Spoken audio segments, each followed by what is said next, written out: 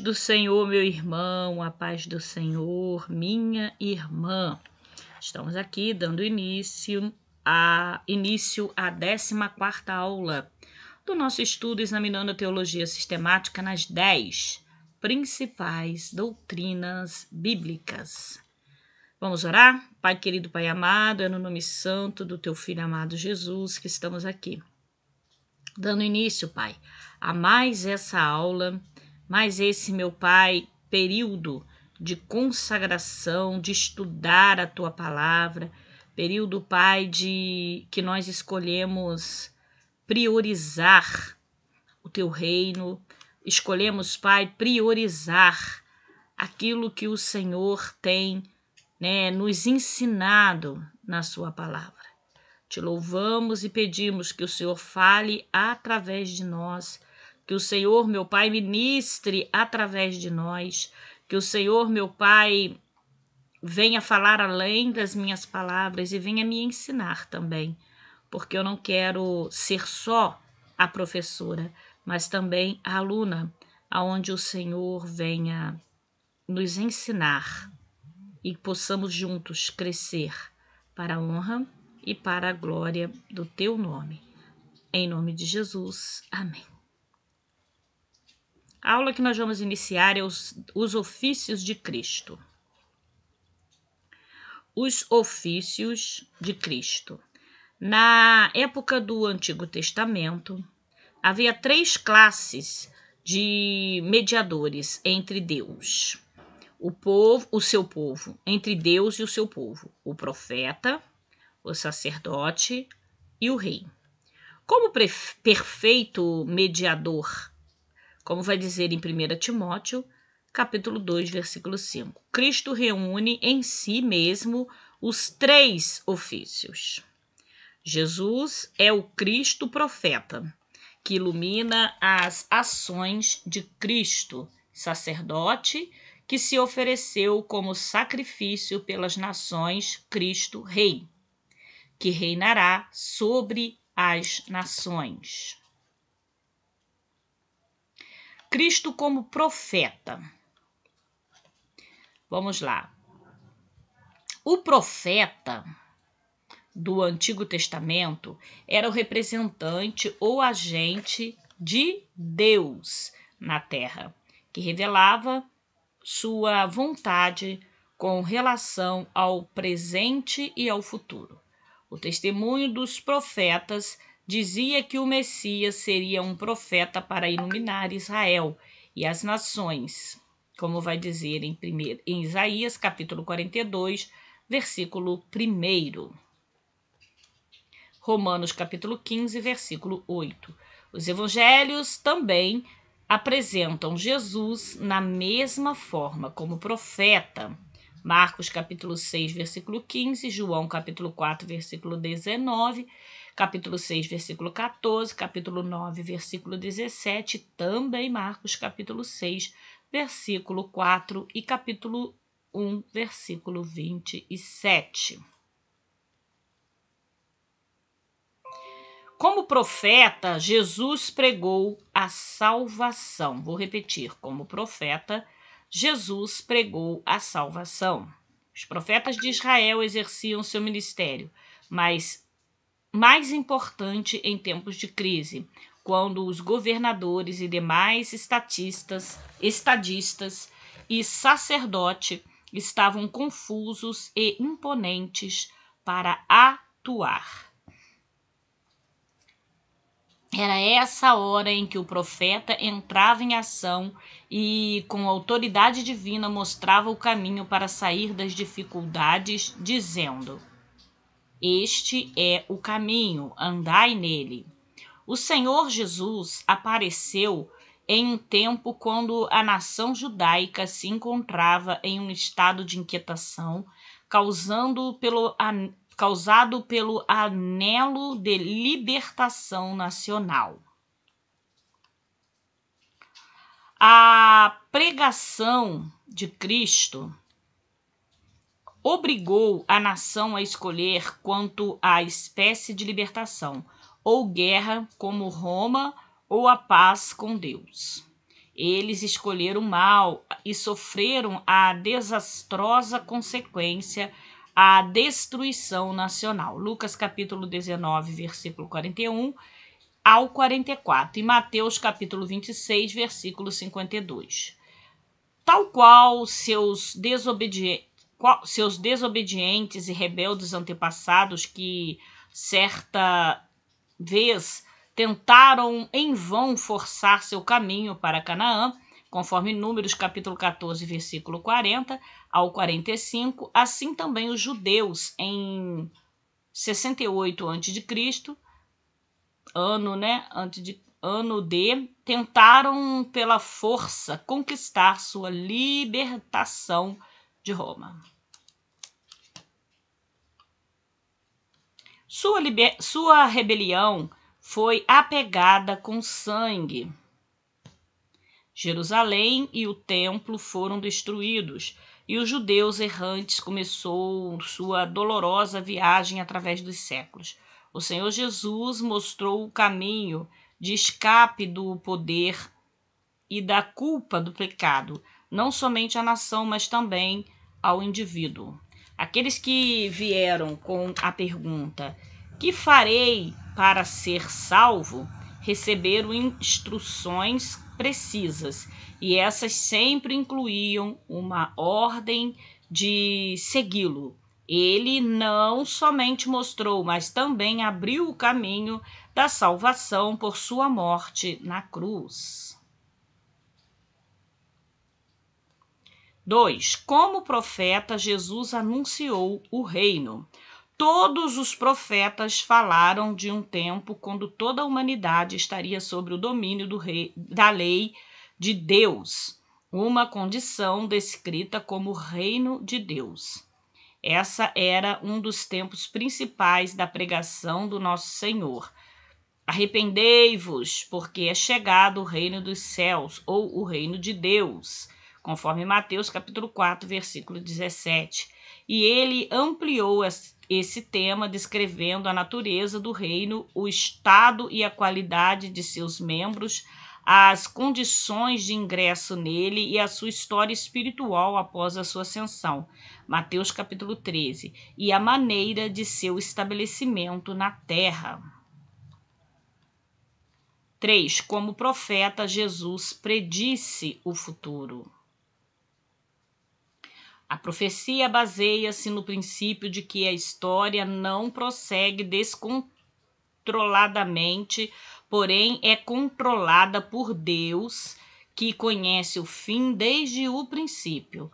Ele revelou o curso da história a seus profetas, capacitando-os dessa maneira a predizerem o futuro. Como profeta, Cristo previu o triunfo de sua causa e de seu reino mediante as mudanças da história humana. Mateus, capítulo 24, versículo 24 e capítulo 25.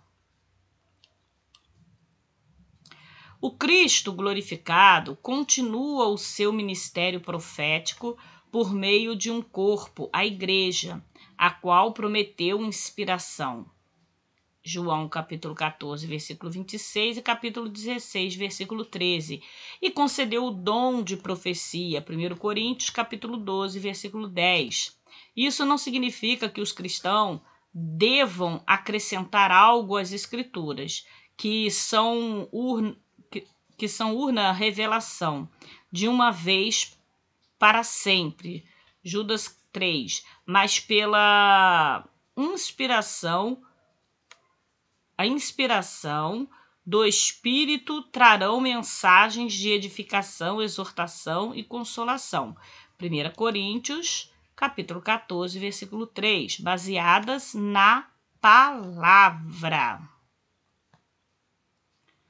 Cristo como sacerdote. Sacerdote, no sentido bíblico, é uma pessoa divinamente consagrada para apresentar o homem diante de Deus e para representar o homem diante de Deus e para oferecer sacrifício que assegurarão o favor divino. Porque todo sumo sacerdote é constituído para oferecer dons e sacrifício, pelo qual era necessário que este também tivesse alguma coisa para oferecer. Hebreus capítulo 8, versículo 3. No Calvário, Cristo, o sacerdote, ofereceu a si mesmo em sacrifício para assegurar o perdão do homem e sua aceitação diante de Deus. Sua vida anterior a este acontecimento foi uma preparação para sua obra sacerdotal. O Filho Eterno participou da nossa natureza, Hebreus capítulo 2, versículo 14 ao 16, e de nossa experiência, porque de outra maneira não podia representar o homem diante de Deus, nem oferecer sacrifícios. Não podia socorrer a humanidade tentada sem saber por experiência o que era a tentação. O sumo sacerdote de Israel era consagrado para representar o homem diante de Deus e para oferecer sacrifício que asseguraria o perdão e a aceitação de Israel. Uma vez por ano, o sumo sacerdote fazia expiação por Israel, e, em um sentido típico, ele era a salvação deles, aquele que aparecia antes à presença de Deus para obter perdão. As vítimas dos sacrifícios daquele dia eram imoladas no pátio exterior. Da mesma maneira, Cristo foi crucificado aqui na terra. Depois, sangue era levado ao lugar do Santíssimo e aspergido na presença de Deus. Da mesma maneira, Jesus ascendeu ao céu para apresentar-se em nosso lugar na presença de Deus. A aceitação por Deus de seu sangue nos dá a certeza da aceitação de todos os que confiam no seu sacrifício. Apesar de Cristo haver oferecido um sacrifício perfeito uma vez por toda, sua obra sacerdotal ainda continua. Ele vive sempre para aplicar o mérito e o poder da sua obra expiatória perante Deus a favor dos pecadores. Aleluia. O mesmo que morreu pelo homem, agora vive para eles, para salvá-lo e para interceder por eles. E quando oramos em nome de Jesus, estamos pleiteando a obra expiatória de Cristo com a base da nossa aceitação, porque somente por ela temos a certeza de sermos aceitos no amado. Oh, glória! Efésios capítulo 1, versículo 6. Cristo como Rei. O Cristo sacerdote é também Cristo Rei. O plano de Deus para o governante perfeito foi o de que ambos os ofícios fossem investidos na mesma pessoa. Por isso, Melquisedeque, por ser tanto rei de Salém como sacerdote de Deus Altíssimo, veio a ser um tipo de rei perfeito de Deus, o Messias. Conforme Gênesis capítulo 14, versículo 18 ao 19, Hebreus capítulo 7, versículo de 1 a 3. Houve um período na história do povo hebreu quando esse ideal quase se realizou, mais ou menos um século e meio antes do nascimento de Cristo. O país foi governado por uma sucessão do sumo sacerdote, que também eram governantes civis e governantes do país. Era tanto sacerdote como rei. Também durante a Idade Média, o Papa reivindicou e tentou exercer um poder tanto espiritual como temporal sobre a Europa. Ele pretendia governar como representante de Cristo, segundo afirma tanto sobre a Igreja como sobre a nação. Tal é o Cristo glorificado. Salmo 110, 1 e Hebreus 10, 13. De acordo com as profecias do Antigo Testamento, o Messias seria um grande rei da casa de Davi, que governaria Israel e as nações por meio do seu rei áureo de justiça, paz e prosperidade. Isaías capítulo 11, versículo de 1 a 9, Salmos capítulo 72. Jesus afirmou ser ele esse rei. Na presença de Pilatos, ele testificou que nasceu para ser rei. Explicou que o seu reino não era desse mundo. Isso é, não seria um reino fundado por força humana, nem seria governado de acordo com as ideias humanas. João capítulo 18, versículo 36. Antes de sua morte, Jesus disse: predisse sua vinda com poder de majestade para julgar as nações. Mateus capítulo 25, versículo 31. Mesmo pendurado na cruz, ele parecia rei e como rei falava, de modo que os ladrões, moribundo, percebeu esse fato e exclamou: Senhor, lembra-te de mim quando entrares no teu reino. Lucas capítulo 23, versículo 42. Compreendeu que a morte introduzia Jesus ao seu reino celestial.